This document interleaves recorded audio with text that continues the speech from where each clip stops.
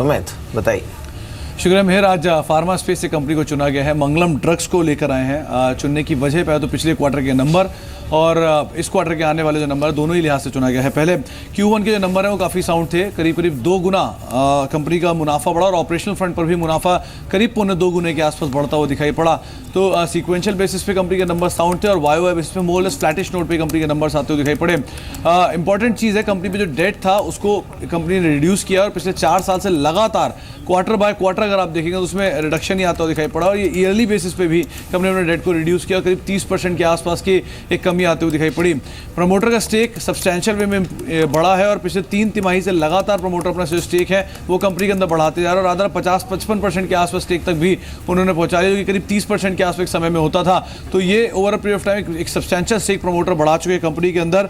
इसके अलावा कंपनी के जो मार्जिन है करीब 15-17% के आसपास के मार्जिन कंपनी पे कामकाज करती है, यानी कि मार्जिन फ्रंट पर भी करीब 3 से लेकर 4% के आसपास के इजाफे की उम्मीद Q2 में लगाई जा रही है। इनपुट कॉस्ट का ईज आउट होना और साथ जिन नए बाजार में कंपनी उतरी वहां से एक अच्छे मार्जिन कंपनी को मिल रहे हैं, तो उसका इंपैक्ट कंपनी को जरूर आता हुआ दिखाई पड़ सकता है। 14.5 रुपए के आसपास ही कैश EPS है, जिसका इस्तेमाल कंपनी की फर्दर डिसबर्समेंट या फिर कारोबार विस्तार के लिए कंपनी को इतनी दिक्कत होती भी नहीं है। इसके अलावा एक स्ट्रॉन्ग पाइपलाइन है, काफ़ी करेक्शन हायर लेवल से शेयर में देखने को मिल चुका है। करीब 200-250 रुपए के आसपास शेयर होता था, 5 इसमें करेक्शन आया और 150 रुपए के आसपास शेयर मिल रहा है, तो अपने हायर लेवल से भी काफ़ी करेक्ट हो चुका है। जिन रिपोर्ट्स को रिफर किया गया उनका ही मानना है कि वापस उन्हीं लेवल्स को रिज्यूम भी कर सकता है। 265 रुपए के टारगेट्स के लिए यहाँ पर फर्स्ट कॉल की रिपोर्ट है उसको रिफर किया गया है। शुक्रिया सुमित। मंगलम ड्रग्स आज का अगर आप देखें सुपर शेयर डे हाई पे कोर करता हुआ ऑलमोस्ट डे हाई पे कारोबार कर रहा है 6 रुपये ऊपर। इस बीच थोड़ा सा आप वायदा कारोबार की समरी को देख लीजिए कि वायदा कारोबार में हो क्या रहा है। इस वक्त जुबिलेंट फूड्स को देखिए आप, ये करीब 41 रुपये ऊपर, करीब 1033 के स्तर पे द टॉप प्राइस गेनर। उसके बाद आप देखिए JPL सेट, जैसे कि हमने बात भी की थी कि आज इस समूह की बैठक है। NMDC करीब 115 के प्राइस पर, प्राइस हाइक के बाद करीब 3% ऊपर ये स्टॉक। ऑरो फार्मा 21 रुपये ऊपर, almost striking I think 900। And मैं शायद थोड़ा सा आश्वस्त हो जाता हूँ अपने इस बात को लेकर कि I think it's an all time high for Aurobindo pharma. Yes, I think करीब 888 रुपये के स्तर पे, नो नॉट एग्जैक्टली, इसका प्रीवियस हाई था लगभग 891 रुपये, बहुत दूरी नहीं है, वो भी आई थिंक पूरी हो जाएगी। और उसके बाद देखिए आप गेल 412 के स्तर पे 10 रुपये ऊपर कारोबार कर रहा है। क्या मूव दिया ONGC ने, क्या मूव दिया गेल ने। शर्मा साहब, गेल ONGC, इन पर तो मैं आपकी राय चाहूँगा। क्रूड को लेकर जो बातें हो रही हैं उसके बीच में आप ONGC को कैसे देखते हैं, और गेल में बहुत समय बाद ऐसा प्राइस बिहेवियर दिखना शुरू हुआ है जी, इन दोनों पे आपकी राय।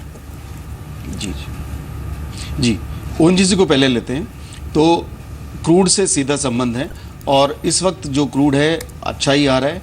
कल भी 2.3% बढ़ा था WTI, और अब ये देखते हुए कि जो हरिकेन मैथ्यू है वो फ्लोरिडा में आने ही वाला है और वहाँ पे अगर उतने कुएं तो उस एरिया में नहीं है, पर अगर उसका लास्ट मोमेंटरी डायरेक्शन थोड़ा चेंज होता है और गल्फ़ में और गल्फ़ ऑफ मैक्सिको में जो कुएं हैं उनको अगर थोड़ा नुकसान पहुंचता है तो डिपेंड करेगा कि ये किस हद तक कितने को वो उनको बंद कर देता है थोड़े समय के लिए, तो उसका एक असर पड़ सकता है क्रूड के ऊपर।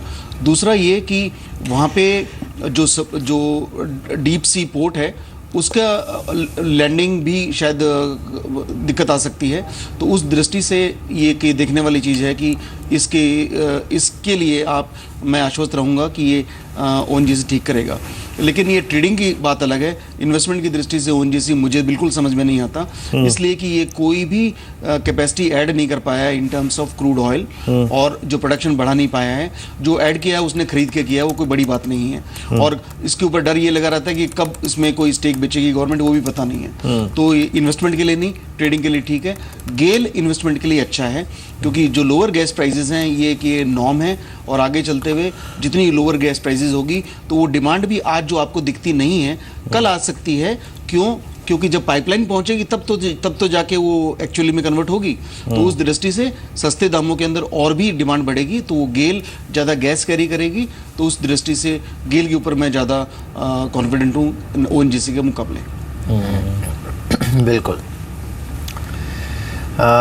चलिए, इस बीच प्रमोद गप्पी भी हमारे साथ जुड़े, उनसे बात करते हैं। प्रमोद, मॉर्निंग टू यू, शुक्रिया इस बातचीत में हमारे साथ शामिल होने के लिए।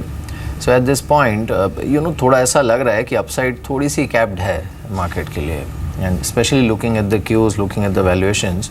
आपका व्यू क्या है मार्केट पर इस समय?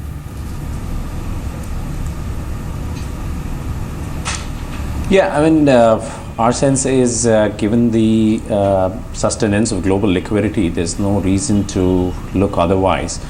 We'll watch for the ECB minutes today if there's any change in their intention to continue to buy bonds beyond March 2017. If it suggests that there's no change in that program, there's no reason to believe that global liquidity will change. To that extent, the market remains on upward move. Although valuations are looking a bit punchy, our sense is in the near term that there are no catalysts to bring it down. But India particularly looks to be a relatively better beneficiary of those flows of the global liquidity, given the fundamental strengths here. And we're also seeing some sort of a recovery in both the economy and corporate profitability, which should show up even more strongly in FY18. So to that extent, perhaps the best way to look at it is, you should be buying on dips, particularly in sectors that you think have visibility of earnings growth.